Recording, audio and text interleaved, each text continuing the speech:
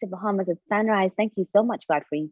National Nutrition Month focuses attention on the importance of making informed food choices and developing sound eating and physical activity habits. And today, Yvette Strachan, licensed nutritionist and director of clinical nutrition and dietary services at Doctor's Hospital, is here to help us prioritize nutrition. Ms. Strachan, good morning and welcome to Bahamas at Sunrise. Good morning, Anastasia. Thank you for having me here. It's an absolute pleasure to have you. This conversation is so important. We take, I guess, for granted that we just consume food. And for those who don't have the financial means very often to look at different foods, I think that even for those people, food might be different, right? And so this conversation about nutrition and why it's important is critical for all of us to understand that we got to focus on this thing. And it shouldn't just be that we pick up anything and put it into our mouth. So we're happy that you're here. And I guess the first question I want to know is why is it important that we set aside time, specifically a month, for nutrition itself? Well, nutrition is a vital component for our health, making sure that our body is well fed so that we have the energy to sustain our day, as well as overall promoting good health and preventing chronic diseases. So it's very important for us to celebrate a month of nutrition. And the Academy of Nutrition and Dietetics every year, annually, has a month specifically focused on nutrition. And this year, just to ensure that we as consumers of food can make informed food choices and to develop healthy eating habits, as well as focus on our exercise habits and to just incorporate it into our lifestyles. Okay, all right, very well said. And the theme for this year's Nutrition Month is Celebrate a World of Flavors. How can we explore cultural dishes and even, for example, native food and still be healthy?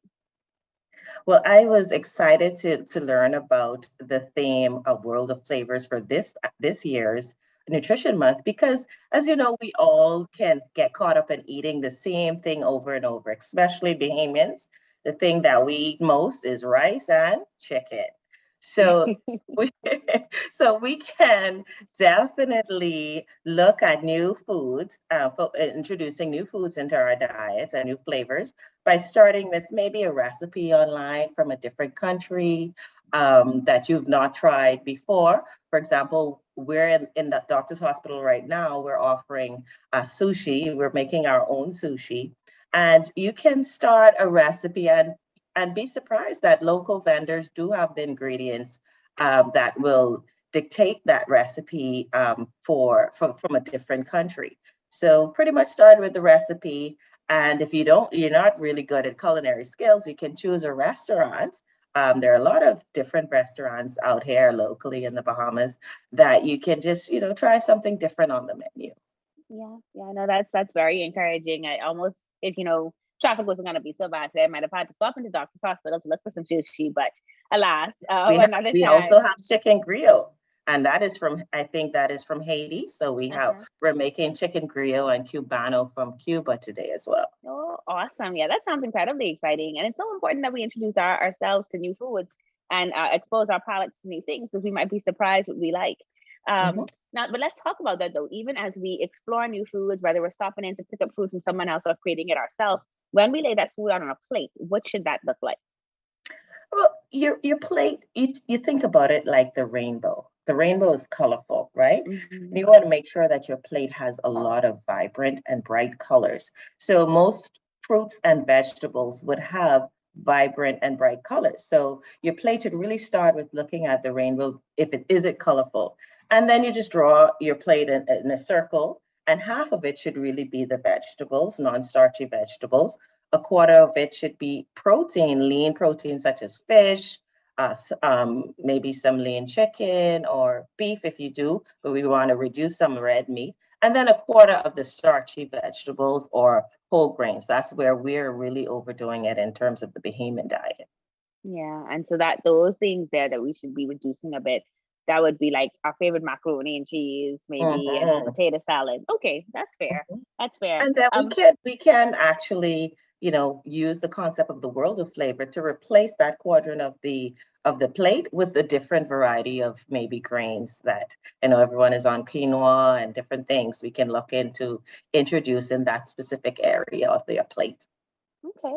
And then, we kind of mentioned it here, but what do we say about the average Bahamian diet? What sort of modifications can we make so that we are on occasion able to maybe enjoy cultural food, but that we're, for the most part, honoring our bodies a bit better? Okay, well, let me first say that the sandwich method, like we've improved over a while. Let me give the good stuff.